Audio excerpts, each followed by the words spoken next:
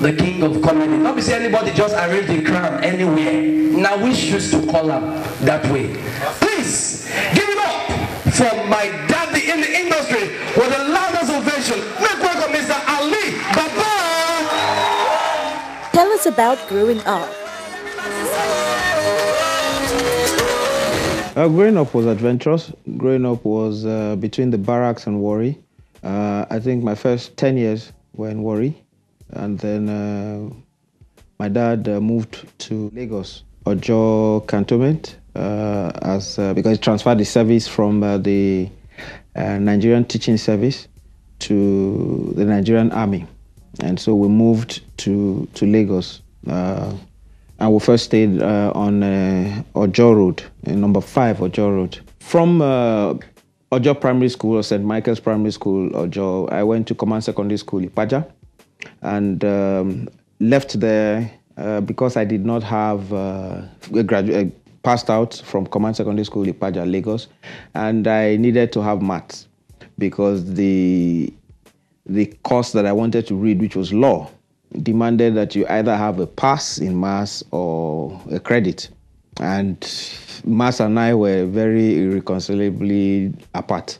And so my dad said, now you're going to go into the university with 2 sittings, so you have to pass maths. And so I enrolled in Ibru College, Agbaroto in Ughelli, to be able to get a pass in maths. And of course, I prepared very well and I cleared all my papers. I moved on to Abraka because I couldn't get into Epoma to read law.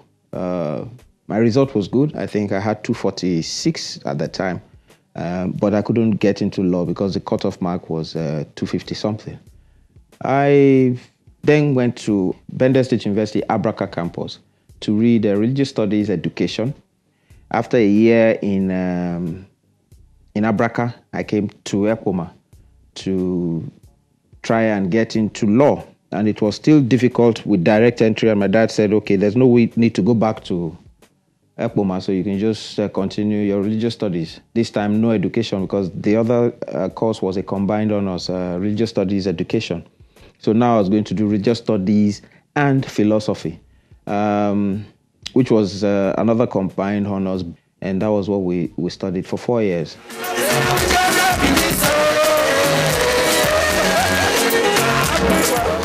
How did you get into comedy? Pass it down with this Chris for this side. It was by accident. My total focus was not in becoming a comedian. My total focus was how to get good grades in year 2,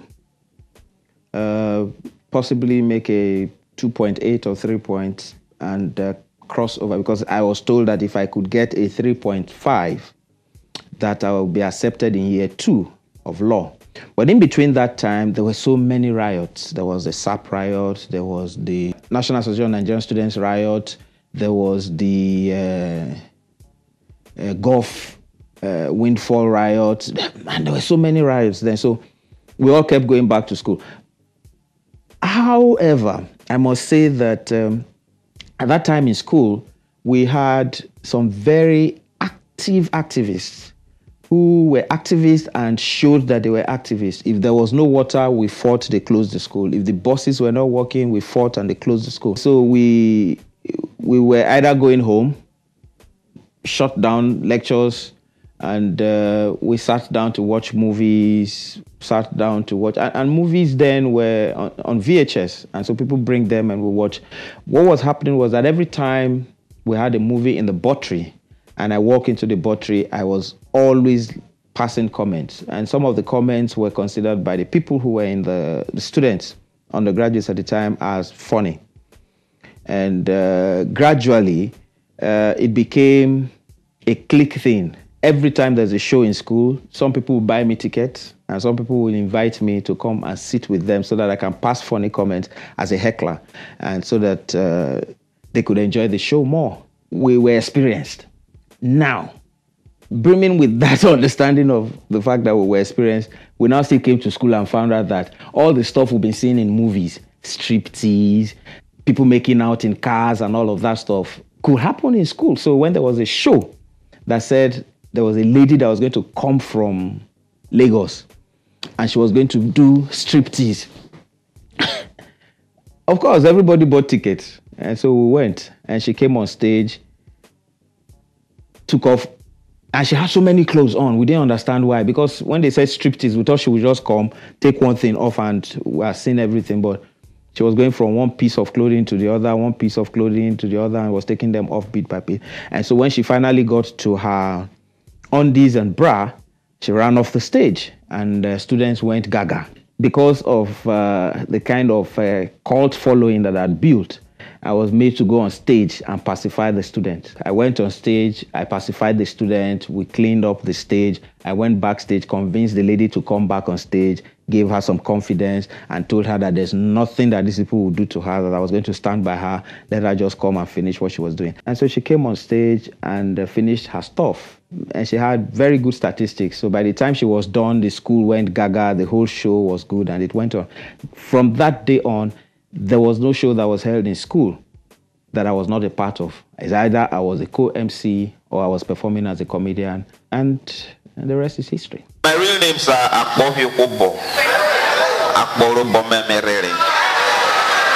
How much was your first pay?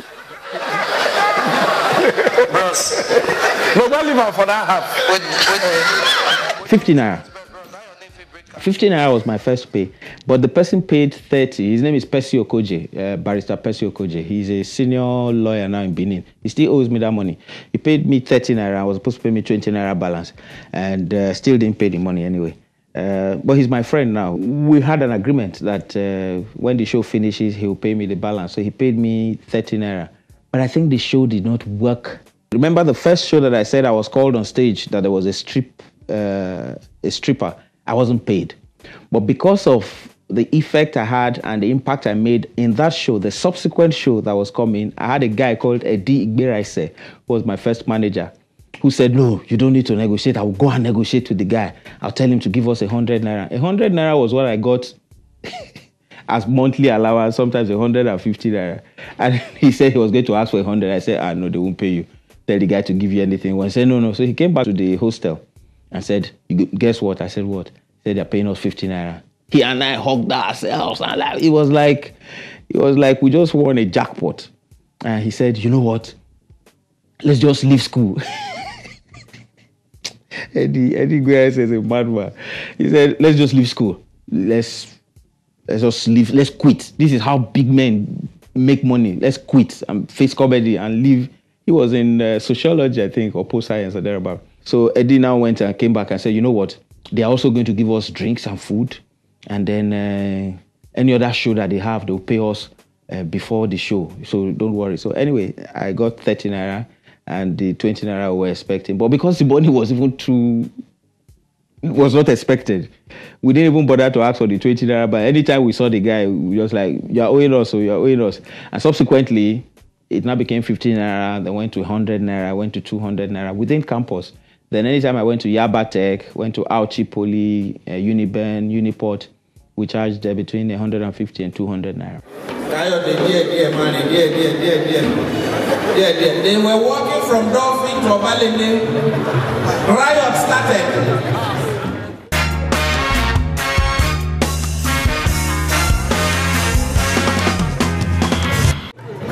Took off and left Grandpa. What would you describe as your great moment in your career? Killed Grandpa now. You say Grandpa.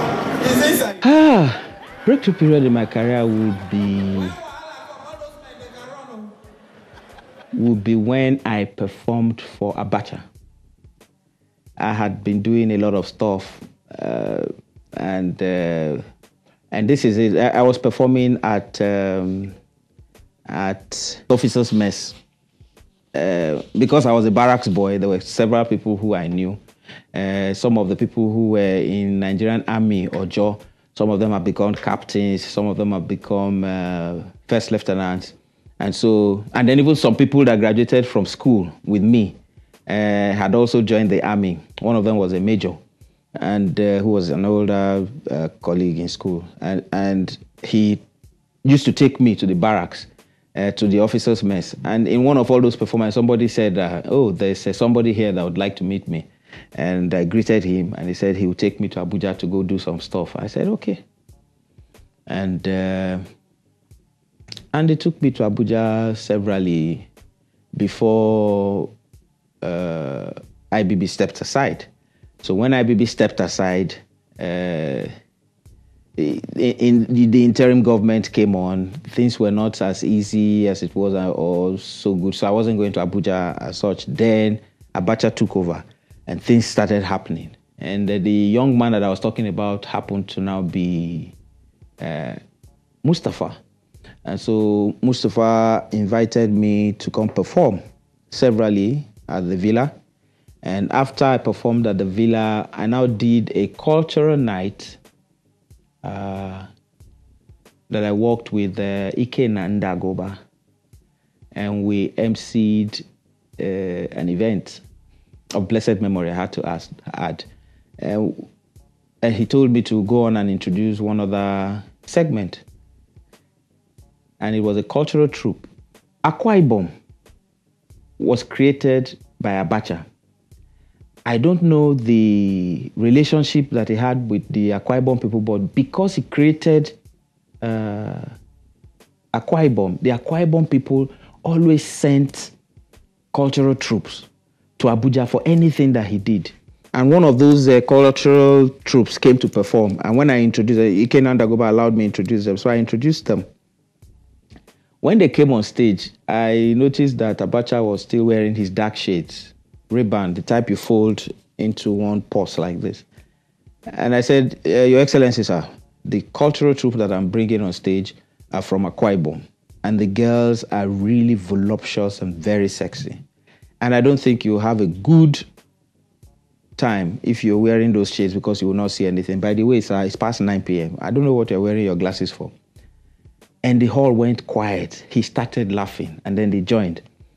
And he removed the glasses, folded them, and put them by the side of his chair. By the way, the big chair, he was the only one that was sitting on it. And so, as soon as I said that and everybody laughed, I noticed that some military men in Mufti, there were state security guys, were walking to the back, and I knew that my own don't set. Now here now I go past, go my villager's dead body. So I noticed and I saw them. So I said, Excellency, I hope it's not because of what I said that these people are going to the back of the stage now. Because if that's it, then, ladies and gentlemen, put your hands for the cultural troupe. They will come because I'm going to sit with you. So I walked down the stage and went and sat by him. So I sat on the ground. He now said, no, that I should sit on the chair. I said, you shouldn't worry that I will sit on that ground there. When they finish, I will MC from here. So he tapped my shoulder as I was sitting down and said, yeah, you very bold boy. And I said, sir, you know I'm your boy, so there's nothing. And so we laughed. Of course, when this thing finished, the cultural troupe finished. I said, did you like it? He said, it was very beautiful. He clapped. And so I went on stage and I said, from now on, any of all these military boys, you don't play with me because His Excellency and I are pals. And we just struck a deal now. He said, there's nobody here that I cannot yab. And I said, Excellency, what do you think? He said, go. I said, you see? And everybody clapped. That was the first break for me with the military. Then the second break was when I was introduced to Obasanjo.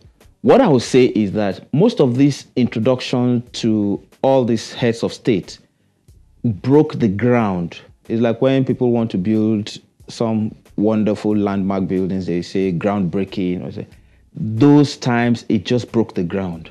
It broke the ground because the fact that the number one citizen could associate with an act like comedy and accept it and not feel offended by it just made it acceptable to other people as well. Because other people are like, if a man that doesn't find anything funny could see some humor in any of us people then, and then Obasanjo came and also accepted it, it was just like, it was just made in heaven. Look at he can do that dance. 5 years, that shoe, his bottom will be brand new. You're married to a banker. Tell us how you met your wife and how it has been for you so far. P-square, one leg of shoe, they have to check the sole. I'm married to a banker. And I met her as a banker.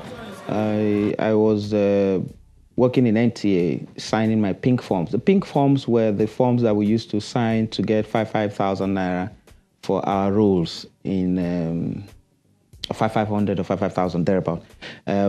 Because television at that time, NTA was the only hub for every thespian or every creative person to exhibit their talent. And so everybody trooped to NTA. And the closest bank at that time to NTA was Citizens Bank. And so when we finished from NTA and we got monies, we just walk over to Citizens Bank and put our money there.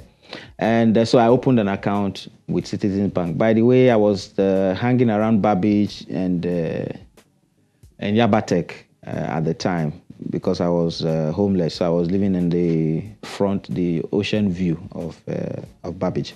That said, and so every now and then, if I had need for money, I'll go to Citizens Bank. And that was where I met her. She was at the customer service. And she was, I think, the head of customer service. There was a manager of customer. There was a head of customer service, and she was the second person in command. And it's either she was still a copper. Okay, yes, she was a copper. And so I'll go there, and when I go there, I'll gist with all of them. And she would ask where I was coming from, and I told her. She asked what I was doing. Okay, you want to open an account? And she said, okay, that a lady there, Nera, should open an account for me. So they opened an account for me. So I'll go there, talk with them, and ask where she was. Oh, she's gone on a course, or oh, she's been taken to another branch. She will be back soon. But we got talking, and she has a very sound mind. She has a great sense of humor. She was family oriented because by the time I met her, I had known who she was, where she was from. I took interest in her. She took interest in me, and we gisted, and that was it. It was just customer business, customer banker relationship. Then gradually, I started to grow on her, just like she grew on me.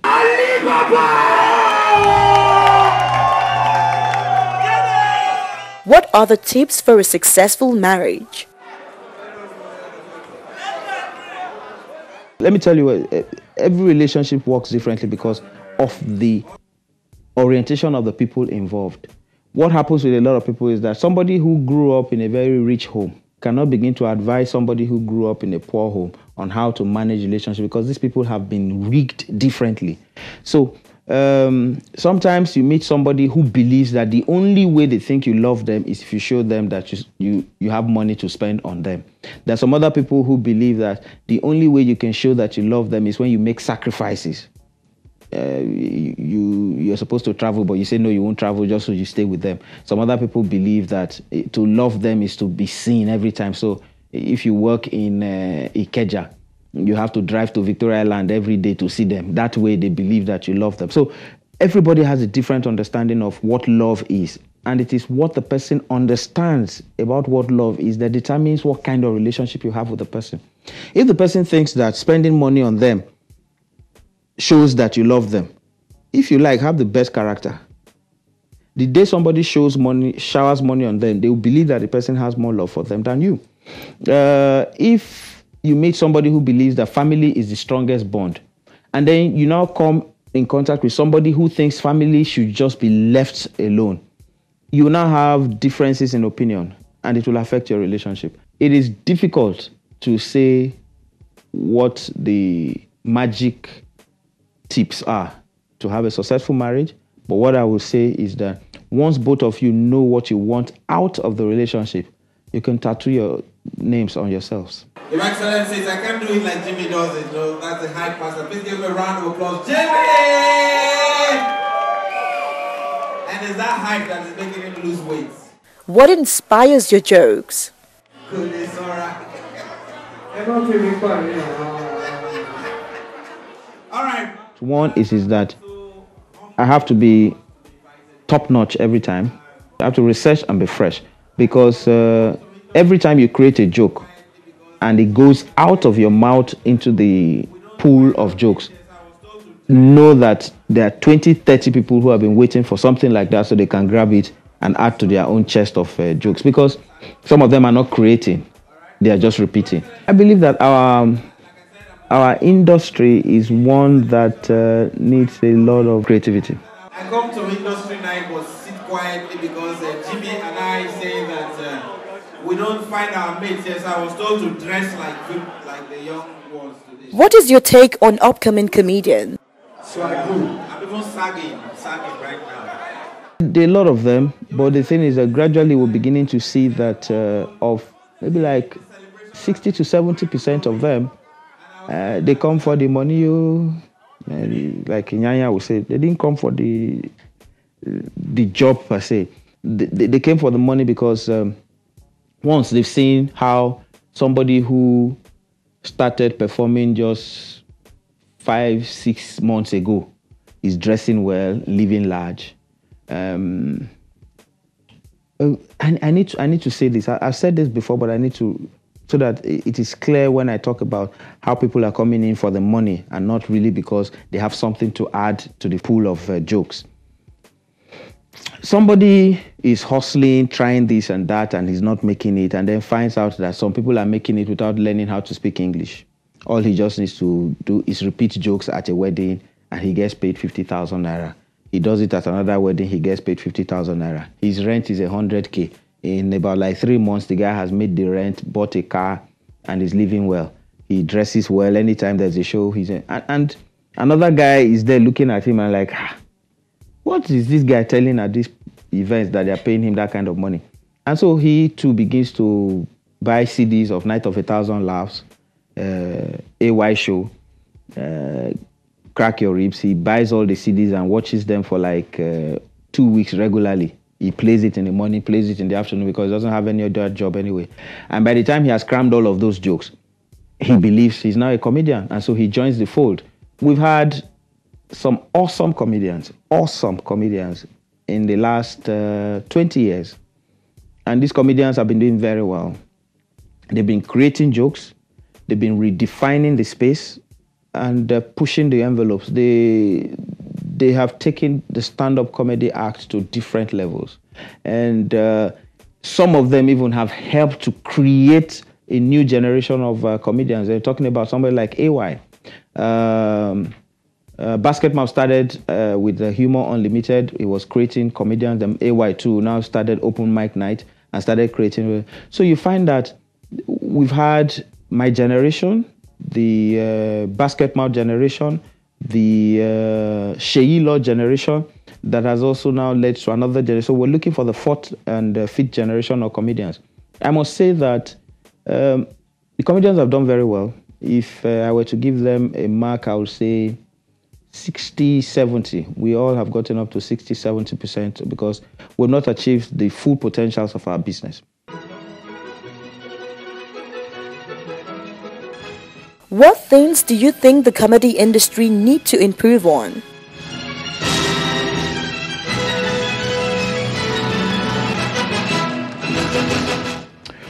Creating jokes, networking, capacity building. When I say creating jokes, you need to begin to put the pool that you've taken. I have no problem with any comedian taking jokes. And like my friend Efero Zako says, he said there's no need to quarrel about any comedian that is taking your jokes and repeating them, because what it means is that first the person is acknowledging that you're better than him. The second one is that the comedian is saying, I need you to grow. The third one is that they just need those jokes to find their footing before they begin to blow. So it's accepted. It happens overseas. In fact, it's a national trend, international trend. Somebody comes, learns how to sing Michael Jackson songs and R. Kelly songs before they achieve greatness, which is why if you watch American Idols, X Factor, any of all those stuff, any of them must learn how to do all of those before they make it. Ali. What is your take on the Nigerian entertainment industry? He's 50, he's an old man, you should understand. I think the Nigerian entertainment industry is comatose. I think the Nigerian entertainment industry is just struggling on his knees and crawling on his knees. We're supposed to be striding and running, but we're not, because the enabling environment has not been created. the growth factors have not been enabled. The challenges that have been facing us over the years have been ignored by people who should have done something about it. A lot of comedians or a lot of artists and actors have soap operas that they need to show, but instead of television stations, media houses to come and buy the works and put on the artist that created the work is expected to pay for the airtime to push those works out. It's sad.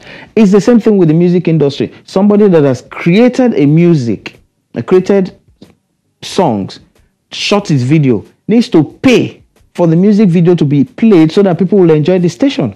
It's just not fair. So the entertainment industry needs to be rejigged. It's not a matter of politicians just looking for us when it's time for elections. We need them to sit back and see to it that sector is restructured for profit, because we actually can begin to contribute 5 to 10% of GDP. This is why I said road safety is not working. This kind of thing should come with a number plates. What is your philosophy of life? That was one.